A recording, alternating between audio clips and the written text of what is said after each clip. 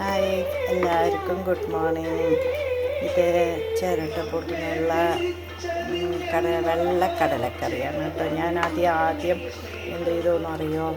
ആദ്യം ഇഞ്ചിയും പച്ചമുളകും കൂടി ചതച്ച് ഒന്ന് എണ്ണയിൽ ഇതാക്കി ഒന്ന് വഴറ്റിയിട്ട് ഇതിൽ ഉള്ളി ഇട്ടിട്ട് കുറച്ച് നേരം അടച്ച് വെച്ചു 2 മിനിറ്റ്.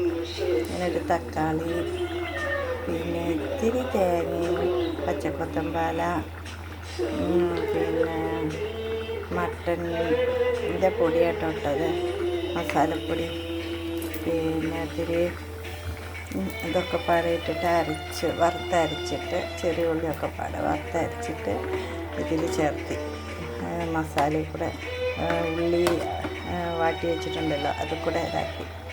എന്നിട്ട് ഇതിൽ കൂടെ കടല വേവിച്ച് വെച്ചതിട്ടു. അതാണ് കേട്ടോ ഈ കറി, കടലക്കറിയാണ്. ഇത് മത്തി ഇന്നലെ വാങ്ങിയിട്ട് പുളി ഇട്ട് വറ്റിച്ച്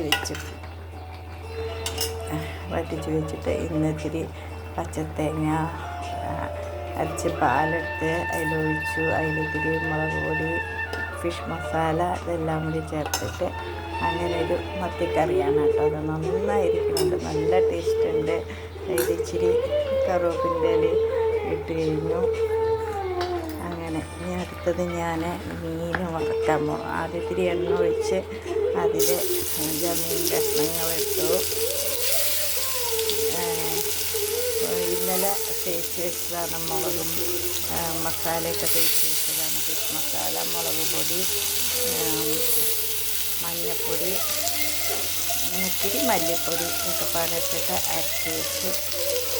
പിന്നെ അപ്പോൾ അത് എടുത്ത് കുട്ടികൾക്ക് ജോലിക്ക് പോകുമ്പോഴേക്ക് വെച്ച് വറുക്കുക.